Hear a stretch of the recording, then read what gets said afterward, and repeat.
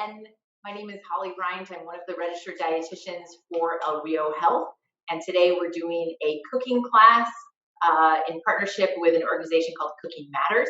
CookingMatters.org is where all of these recipes come from. They've got tons of other good recipes, so it's a good resource if you're looking to cook with your kids a little bit more, put some good things, some good recipes into your family meals. So thanks for joining us, everybody, and we will get started. So I've got my helpers today, so I'll just introduce them really quickly. So we have Sue. Hi. And we have Topanga, also helper. Excellent. So today's theme is about healthy beverages and knowing which beverages have sugar in them and how we can reduce our drinking of beverages that have sugar. So our goals are that we hope that you learn about sugar-sweetened beverages. So those are beverages that have sugar added to them. We hope that you learn how to save money. So instead of buying some of these beverages that we have here, we're going to teach you how to make delicious beverages at home. And as always with these classes, we hope that you learn how to incorporate kids into the kitchen, and the kids, I hope that you learn some new recipes and new ways to cook things in the kitchen and be really comfortable and confident with your kitchen and cooking skills. So we're going to start off with Sue is going to give us a little bit of a lesson on what is a sugar sweetened beverage, what is it, and sort of how much sugar do we have in the different beverages. So I'll have her come on. And Sue, go over how you figured out how much sugar is in there as well. Sure. So as Holly mentioned, all these are sugar-sweetened beverages. That means that they added sugar to make it taste really, really sweet and favorable for your taste palate. And so, for example, Arizona sweet tea has 23 grams of sugar per serving, but there's 3 servings in one bottle. So most people, or 1 can. So most people will take this 1 can and just think it's 1 serving and drink the whole thing, but it's actually meant for 3 servings. And so really in that 1 can, you're getting 69 grams of sugar, which equals to this much. That one has 17.25 teaspoons. So a teaspoon, so it's got 17 of these guys in your Arizona sweet tea. And then I guess looks like Kool-Aid, a popular drink for kids, also has a lot. So this whole bottle, I guess no kid is gonna drink the whole bottle, or maybe they will, but it has 95 grams of sugar, which is 23.75 teaspoons. So can anyone guess how many grams of sugar we're supposed to have per day? Answer is 25 grams. So as you can see, this is how much you're supposed to have in one day, but all of these beverages exceed that. So if you're having just 1 Gatorade, you've already exceeded the amount of sugar you should have in a day. And people think that maybe grape juice might be a good alternative because it's 100% grape juice, no sugar added, but it's a lot of sugar concentrated from the grapes into a drink. Whereas if you're eating a grape, you're getting the fiber, you're getting the nutrients from the grape as well. So it's much better to have a grape and maybe some water, or instead of buying these grape juice or buying any of these sugar sweetened beverages. And I will turn it back over to Holly. Okay, good. Thank you, Sue. Excellent job. So how we figured that out is that we look at the nutrition label. So on the back of anything that you eat that's not a whole food, like a lime, that's not going to have a nutrition facts label, but any of the beverages are going to have a nutrition facts label. And what we look at is right under total carbohydrates is listed an item that's called sugar. So that is your total sugar. So for example, we looked at the Kool-Aid, it has 38 grams of sugar. But I know, because I'm a dietitian, I do this a lot, that this whole container doesn't have 38 grams of sugar because the container has 2.5 servings. So 1 serving is 12 fluid ounces, and this container has 32 fluid ounces. So I have to multiply 38 by 2.5 to get the total grams of sugar in this container. And 1 teaspoon has 4 grams of sugar. I got it wrong before. I always think of that wrong. So 1 teaspoon of sugar has 4 grams of sugar. So that's how we sort of get into math.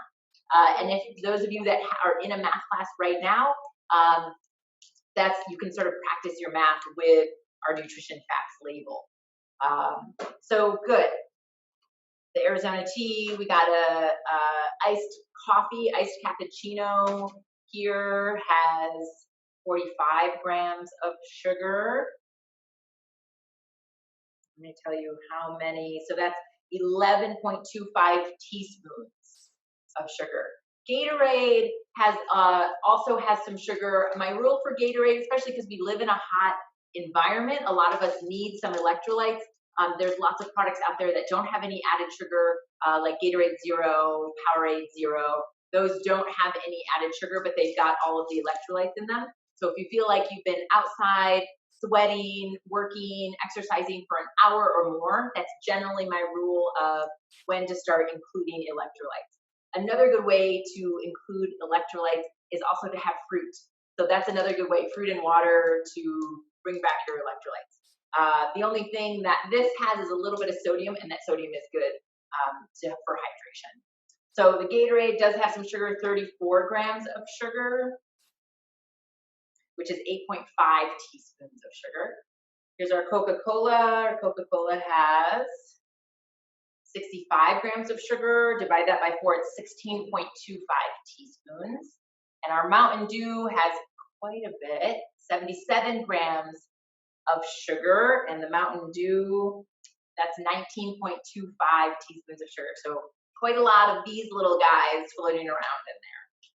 So go ahead and do that at home, or if you go to a gas station, you can sort of look at the nutrition labels of all of the beverages that they have in there and do your own math at home with these kinds of things. So it's good to have, some options at home in case you do want some alternatives to your sugar-sweetened beverages. And so that's what we're going to focus on today. We're going to make 2 recipes today. We're going to make a smoothie. I think we're okay. Yeah. So we're going to make a smoothie, and then we're going to make a seltzer drink. So if you're somebody that likes soda and you like those bubbles, I'm definitely somebody that really likes the bubbles. And it's nice to have a little bit of flavor with the bubbles, so we're going to make a little spritzer drink, raspberry lime fizz. All right. So our smoothie. So let's talk about our smoothie. So today we are using yogurt. We've got a 1/2 cup of yogurt that we're going to use. We're going to use a fresh banana. We're going to use some ice cubes, some orange juice, and then some frozen strawberries. So with smoothies, we talk about in this class a lot that recipes are just guides, but we don't have to stick exactly to what the recipe says. So we can sub in different things if we don't have it, or if we don't like something, we can try it with different things. So there's lots of combinations of smoothies that we can make. And I have a nice little handout so I can give you some examples of how you can sub different things in. So usually with smoothies, they have the same components. So they'll have a fruit, they'll have some sort of liquid, they'll have something that will make it thick. So yogurt will make it thick, and ice cubes will make it thick, or frozen fruit will make it nice and thick in that smoothie texture that we like. So if you don't have fruit, if you don't have a banana, the other things you can use are fresh or frozen strawberries, raspberries, blueberries, peach, mango, papaya, pineapple.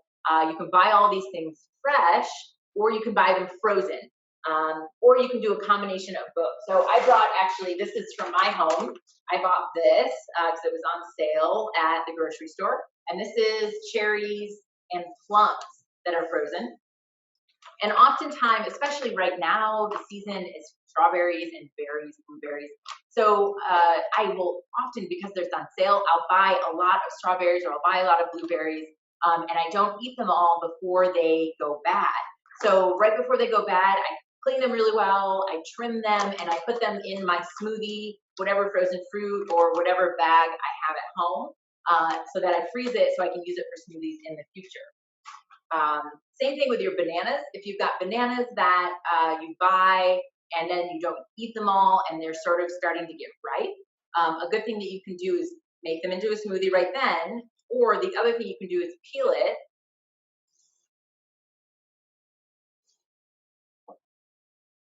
You can leave it whole like this, or you can chop it into little coins.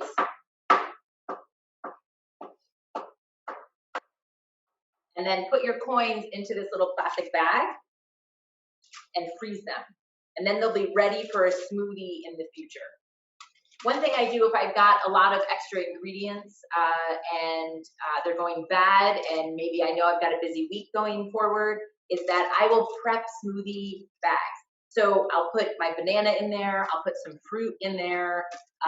If I've got extra yogurt and I've worked ahead, sometimes I'll freeze my yogurt into cubes and then I can put my frozen yogurt cubes in here. And then I know that I've got everything ready for a smoothie. I can just plop it in, turn my blender on, and I don't have to get a ton of things out in the morning for that.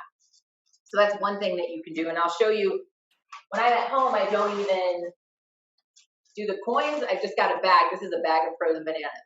And it's just ready to go. I can use it in a smoothie. I can use it for banana bread. I can thaw the bananas and use it for banana bread later. The other thing that you can add with smoothies is greens. So this is actually a bag of greens that I keep in my freezer that I just usually, when I'm making a smoothie, I take a big handful and I'll put it in the blender, and I've got some greens in my smoothies as well.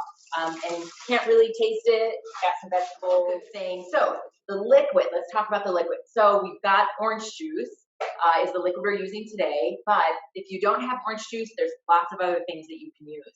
You can use water. You can use apple juice. You can use low-fat milk. You can use almond milk, soy milk, any of the nut milks. But oftentimes, if I don't have juice, I'll usually use yogurt, and then I'll just put water in there because my yogurt's going to flavor. It's going to make it nice and delicious. All right, so let's move on to our smoothie. And this is a fun thing to involve children of all ages, especially because we talk about in this class a lot, is tailoring things to kids' tastes. So not all kids like all foods. That's totally okay. Smoothie is one of those ways where we can let them have a little bit of control over what goes in. And I've got banana that is a little bit bruised, so I'll cut that part out. I'll put this one in.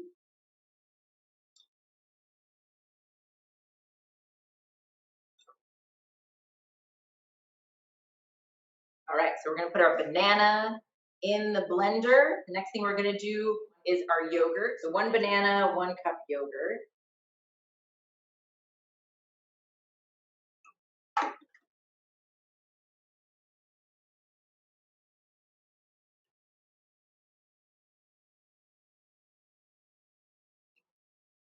Put our yogurt in.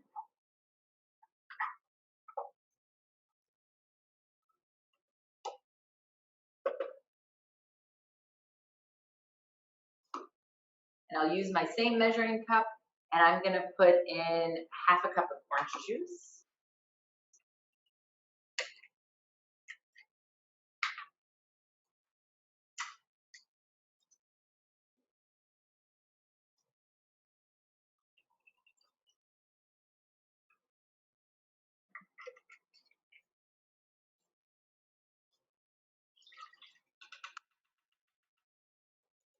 Then we're gonna do a half a cup of ice.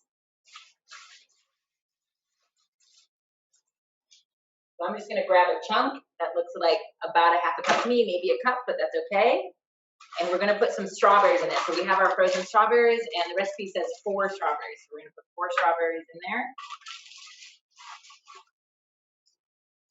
And we're ready to go. Yes. Optional ingredient. Sue just reminded me that we can add cinnamon as an optional ingredient. I like that idea a lot. I think that's gonna be good.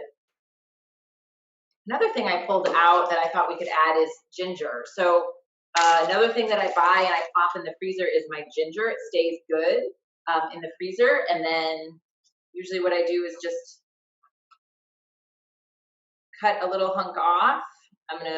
This is an adult job. I'm gonna peel the ginger. There we go. So I've got a nice big hunk of ginger. I'm gonna put that in there. And then I can just put my ginger right back in the freezer and it'll be ready for me for next time. All right, so it's gonna get loud here. We're ready to turn on our blender. We're just gonna blend until everything looks pretty mixed. So I'm gonna put some greens in. I'm just gonna put a handful in. Yeah, look at that, maybe 2 handfuls.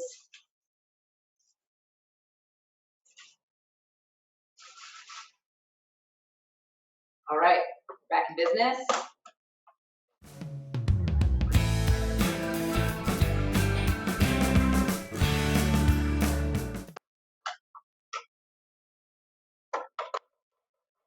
All right, we're good to go. So I put greens in mine, which makes it a little bit of a funky color sometimes, but still gonna taste good. Wow, looks great.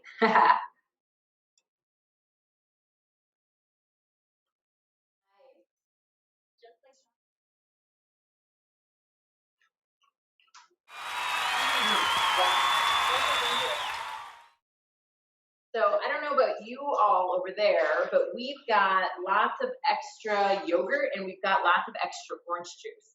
So what I usually do at home if I've got extra stuff, like I mentioned before, I'm just gonna use my ice cube trays, pour my orange juice in there and freeze my orange juice cubes that I can use in my smoothies. And I can do the same thing with the yogurt. I can put the yogurt in my ice cube trays and I can freeze them, and then I have nice little blocks of yogurt that are ready to go for a smoothie or to make a little smoothie pack. So you're ready to go in a busy morning. So those are some ideas if you've got extra ingredients over there. Okay, so next we've got our raspberry lime fizz. So the good thing about the smoothie is that we can have a fun beverage if we're feeling like we want something that's sort of different than water, especially in the summer heat in Arizona. We need lots of fluids, and the smoothies is another good way to get that the liquid in, and also get some nutrition in with our bananas, with our orange juice, with our greens, anything else that you put in there.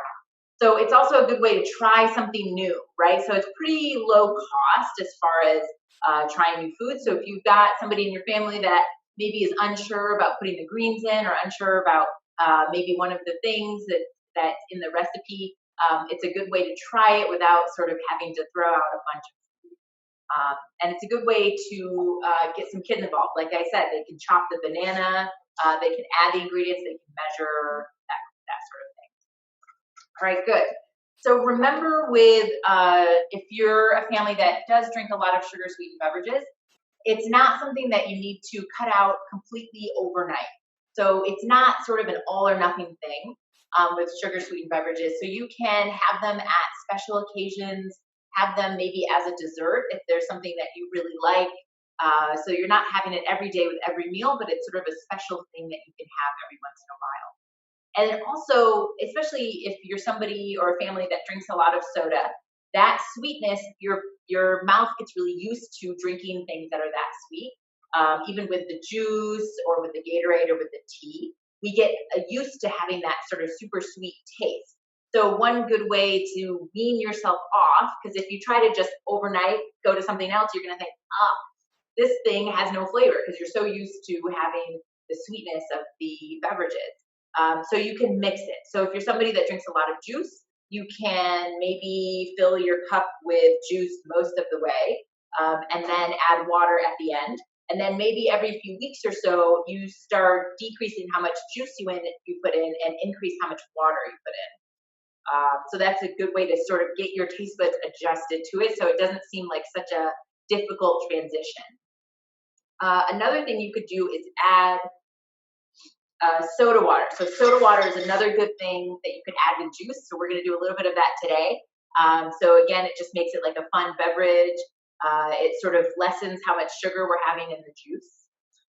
So we're going to make a raspberry lime fizz. So our recipe. I need a picture, but we have none. That's a good idea. Okay, so I'm going to make a pitcher. because the recipe is for to make a little bit of an extra. But there's a way that you can do it sort of freewheeling. So I'll do it both ways. So if you've got a big container, this is a good way to do it. And this container, I'm just using the top of a smoothie thing. So this tells me 1 cup is right there. So I can add 1 cup of our cran raspberry juice, or you could use any juice. You could use your orange juice, you could use apple juice. Does not have to be a cranberry juice or a raspberry juice. So we've got 1 cup of that. And we have 4 cups of our seltzer. So I'm just going to use the measurements that are on here, and I can fill it up to the top with our seltzer water. So especially if you've got a party coming up, this is something that you could prep ahead of time. You could serve at a party or at a gathering or a family function. We've got our 4 cups there. And something you could add that makes this really fun, again, we can use our ice cube trays, and we can make little ice cubes that have lime juice in them and that have fresh strawberries or fresh raspberries in the ice cube trays, and then freeze them and put the ice cubes in our drink, and it would make it really festive and really fun. All right, there we go. And then we've got a lime. So we're using fresh lime over here, but lime juice works just as well.